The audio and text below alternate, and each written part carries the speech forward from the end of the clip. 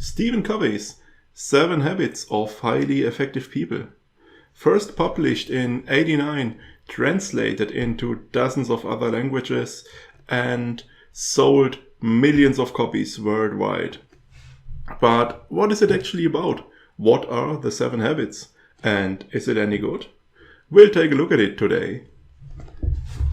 Welcome to the Soft Skill channel. My name is Sebastian Jung, and today, for the first time, I'll do a book review. And for that, I've picked a classic, Stephen Covey's 7 Habits of Highly Effective People. The title reminds me a bit of The Effective Executive by Peter Drucker. And in fact, Covey refers to Drucker a couple of times and quotes him. Now, furthermore, if I knew nothing about the book, from the habit I would probably assume that it deals a lot with self-organization, self-management, with how to organize your work, your day, your life, whatever. But actually, it is more focused on personal development. Covey says he had a look at success and self-help and management literature of the past 200 years. Past 200 years from '89, obviously. And he says about 50 years ago, there was a shift of paradigms.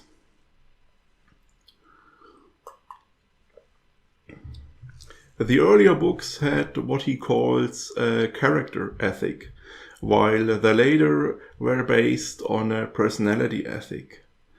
And the personality ethic is an approach that is more shallow, more surface-based.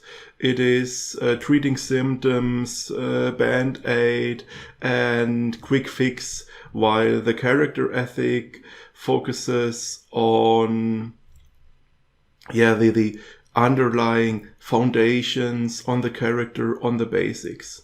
Let's say you have low self-esteem, you are not very confident, and you want to do better in conversations. A personality ethics trainer would say, oh, no problem, I will tell you how self-confident people appear in conversations, how they speak, how their posture is, how what their body language looks like. And then you can mimic that to appear self-confident in conversations. Now, the character ethic trainer would say, I will help you to understand why you lack self-confidence, and I will support you in building that self-confidence. And once you have that, the outside appearance, your body language and whatever, this will all take care of itself. And Covey tried to base his philosophy on a character ethic approach. He developed a system of 7 habits that we will now look at in a bit more detail. Now, the habits are somewhat complex and the video will be pretty long anyways, so I have to keep it a bit short. Now, that's a bit of an issue actually. Because you see, some people just Google the index and they look at the index and say, oh, well, what are the 7 habits? I see. Oh, I know that. It's nothing special. But the point is, the book has 350 further pages. And in these pages, Covey discusses each habit in detail and he explains it in detail. And he thinks about it and looks at it from different angles and he really examines it. And that is what the book is actually about. The first habit is a good example for that. Habit 1 is be proactive. Now, we all know proactivity from our daily work lives. But usually, we've encountered proactivity there as stupid management jargon. as an empty phrase that floats around in a business environment and means nothing more than show a bit of initiative. When you are finished with a task, pick a new one on your own, something like that. But proactivity is actually much more. It is about our self-awareness, our free will, our ability to choose. There are a lot of things that strongly influence us, like our genetic makeup, or our upbringing, our childhood, or our environment, the world we live in, our culture, our surroundings, the people we deal with each day. However, all those influence us, but they don't determine us. Between stimulus and response, there is always a gap where we can use our free will, where we can make a choice and choose our response. And habit 1 is about becoming aware of our freedom to choose and of accepting this freedom and of taking responsibility for ourselves and our own actions. Covey describes how people who are reactive, people who are controlled by their environments, who are controlled by outside things, how they always focus on things they can't actually do anything about things they can't influence. For example, they might say, oh, my work is so horrible. If only my boss wouldn't be if only my coworkers wouldn't be so whatever. And a proactive person would focus on things he can actually do something about, on the things within his reach, things he can influence. And he would say, what can I do to make a difference, to improve the situation?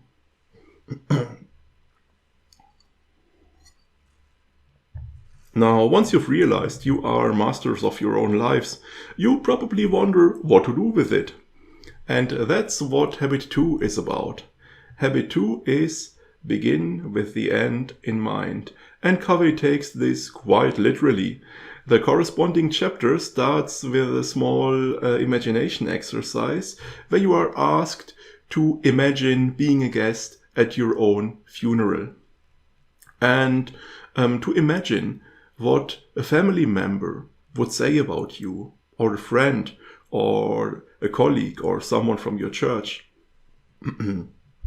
So habit 2 is about our goals and values, what kind of person we want to be. Covey explains that all things are created twice. First, as a plan, a concept, a blueprint, and then as the actual product. Now, if the blueprint is lacking, the finished product won't be very good either. So he emphasizes the importance of really thinking about our goals and values and establishing those. And once you've figured out where you want to go, habit 3 will help you to get there. Habit 3 is put first things first. Now, this chapter actually is a bit about self-organization, self-management. Covey uses the common Eisenhower matrix you probably all know. It has 4 quadrants.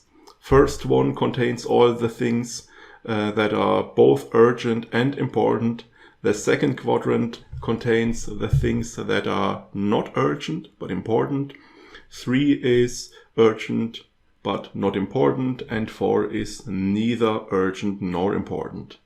Now, Covey tells us to strongly focus on the second quadrant, on things that are not urgent but important. The things in the first quadrant, the urgent and important things, the crises and problems, those press themselves upon us. Those are never neglected. And the things in quadrant 3 or 4 that are not important, those are just distractions that we should avoid. But the things in quadrant 2, those are the things that really pay off in the long run, that are important for our future, that really help us grow and develop. And those are the things that are easily neglected and easily neglected in our day-to-day lives. For example, relaxation and recreation is clearly a quadrant 2 activity. It's never urgent. One day your stay in a burnout clinic might be quadrant 1, but relaxation, recreation is clearly quadrant 2. In the same way, spending time with your spouse or husband, your partner, is never urgent. It's clearly a quadrant 2 activity. However, if you neglect it long enough, one day you might have urgent appointments with your couple therapist or your lawyer who deals with your divorce.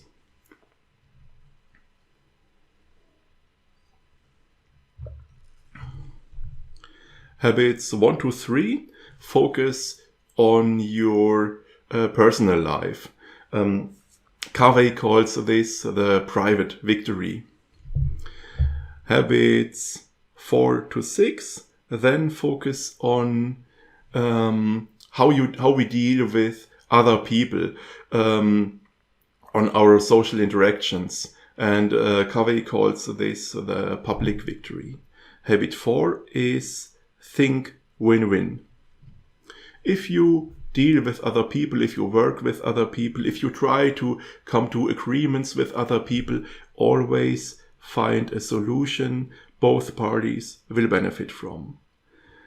Now, this is counterintuitive at first, because what we usually do is seek our own advantage, and often we don't care if this is at the expense of the other party. Now, if we do that, we have a short-term gain, short-term win, but our relationship to the other party will suffer, and in the long run, it won't work out. Covey places a great emphasis on relationships. He uses the metaphor of an emotional bank account that we can deposit in and make withdrawals from.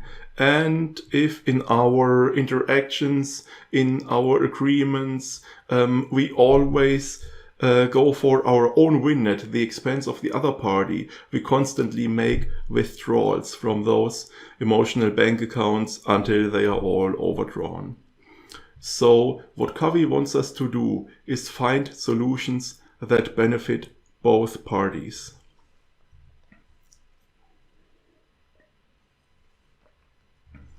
But how can we do that? This is what Habit 5 is about. Habit 5 says, seek first to understand, then to be understood. Habit 5 asks us to really listen to other people, not with the intent of replying, not while we apply our own autobiography as a filter and see everything from our perspective and then evaluate and give advice and probe and interpret, but with a genuine wish to understand the other person's point of view, the other person's position. And only once we have really understood, only once we are able to explain their position as good or better as they themselves can do it, only then we try to explain our own position and to help the other party to understand our own point of view.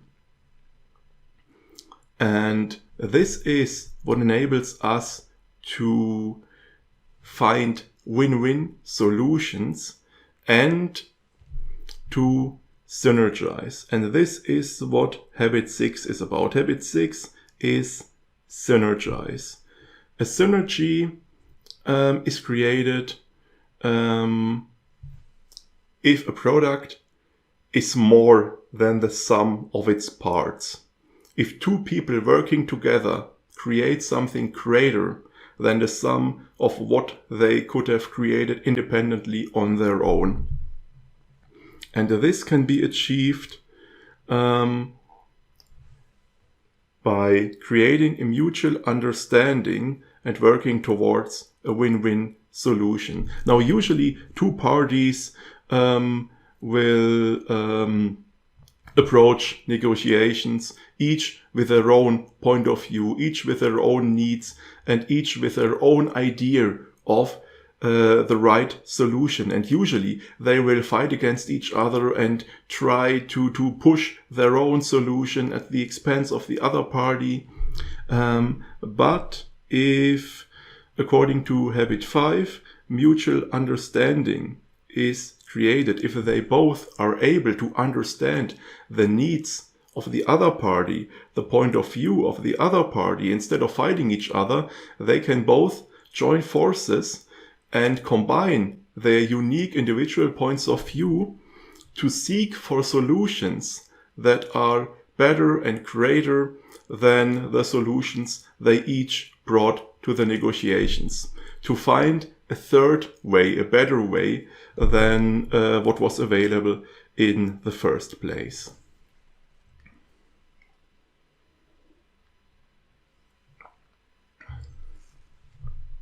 Habit 7, finally, is the result and the basis of all the other habits. Habit 7 is sharpen the saw. This refers to a small story Covey tells us in this chapter. You're taking a walk in the woods and you encounter a woodcutter who is busy trying to cut down a tree with a saw. And the man is clearly exhausted and sweaty and hard at work. And when you ask him, he says, "Oh, this work is so hard. I've been at it for hours and I'm trying to cut down this tree, but my saw isn't sharp anymore and I don't make any progress." And you tell him, "Yeah, so how about you take a break and you sharpen your saw and then you go at it with fresh energy and it will probably be way easier." But he replies, "I cannot take a break to sharpen the saw because I have to cut down that tree."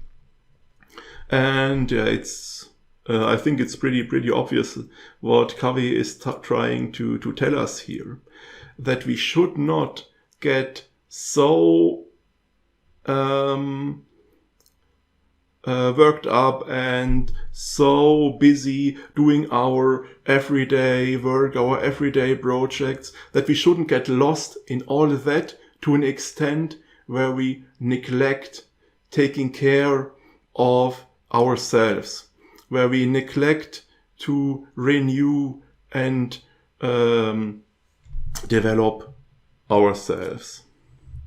Covey describes the physical dimension where we nurture our body by recreation, by exercise, by a healthy diet. The mental dimension where we renew our minds by reading and learning new things and developing new abilities. The spiritual dimension where we renew our spirit by meditation and by questioning our values and our beliefs and thinking about our values.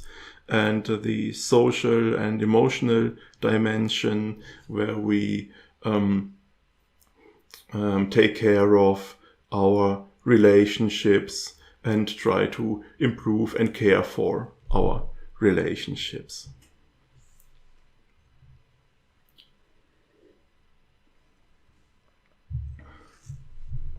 After the 7th habit, there is a short closing chapter.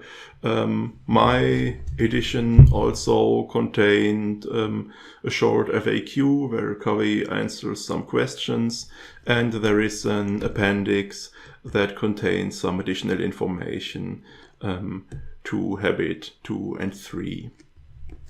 Now, as I already said, I like the book. I like Covey's approach, and I think the book is a good basis for questioning your own values, your own goals, for developing your own values and your own priorities. And I think the book works fine for that. And I also like that regarding our social interactions, the book's proposition, the book's idea on how to do that is very positive and is focused on developing mutually beneficial relationships and of caring for other people, and is not focused on competition and things like that. And I also like that he included this 7th habit that focuses on renewal and further development, and that makes a lot of sense for me.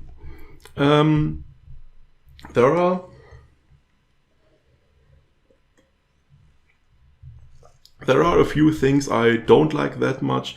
For once, Covey doesn't just say, "Hey, look, I have some really great ideas here in my awesome book," but he always refers to the principles he describes as kind of natural laws, as God-given principles that are timeless and unchanging, and he just discovered them.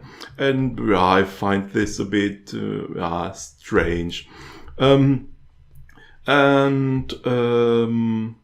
It also gets a bit tiring to hear for the 50th time, if you base your life on unchanging, timeless principles. No. Yeah. And the book isn't that easy to read either. Even though it has 350 pages, it appears to be rather condensed. There is a lot of information in each chapter, a lot of information on each page, and it all seems rather compressed. What I like is that Covey always explains his ideas from different angles, from different perspectives.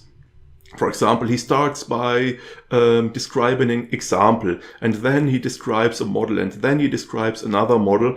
But sometimes it is a bit too much. Sometimes it's like, oh yeah, this idea is based on those 4 aspects, and they sometimes have further sub-aspects, and it gets a bit complicated and a bit overwhelming. Another thing is, a couple of times Covey refers to neurologic research, to the right and left hemisphere of our brains. You probably know the idea that the left hemisphere is the one that deals with logic and structure and things like that, while our right hemisphere is creative and deals with emotions and things like that. And as far as I know, this is outdated, and current research has shown that this is not true in this way. Obviously, the book is 30 years old, so this is kind of to be expected. It would have been nice to have a footnote or something that mentions the current state of research, but yeah, it's not so bad. My edition has a few footnotes that contain strange advertising, like if you want to know more about whatever, call this number. This I found a bit strange, but yeah, I don't care that much for that. Now, this is all criticism that primarily deals with the presentation and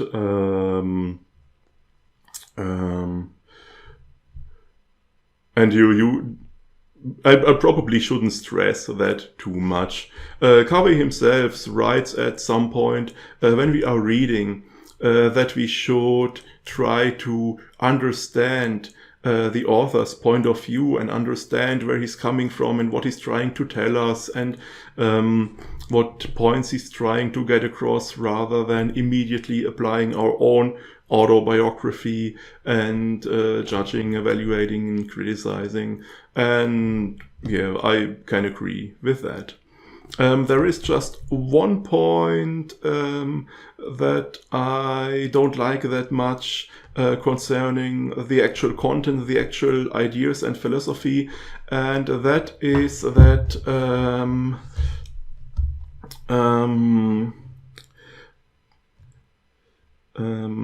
the matter of emotions is sometimes dealt with in a strange way. Covey never talks about emotions in detail, which is a bit of a neglect considering that he tried to, a kind of basic book that really covers everything and is pretty much a guide to your entire life. And the few times that emotions are mentioned, it's usually like, oh well, and if you have developed the right principles, you can make the decisions from your mind and your values, and you are not driven by your emotions and impulses. So it's always a bit this mind over emotion thing, and it goes a bit in this direction of better suppress your emotions, they are inferior, focus on your mind, that is much better. And of course that would be quite an unhealthy point of view. Now Covey never actually asks us to suppress emotions or something like that. It just appears to go in that direction sometimes. But I guess if you are aware that emotions are important and that suppressing emotions is quite unhealthy, and I think most people understand that, then you should have no trouble when reading the book. Yeah, I've read the book for the first time a couple of years ago, and I enjoyed reading it again for this review. And it was nice to freshen up my memory of the contents. And as I said, I do like the book. Yeah, this has been my first book review.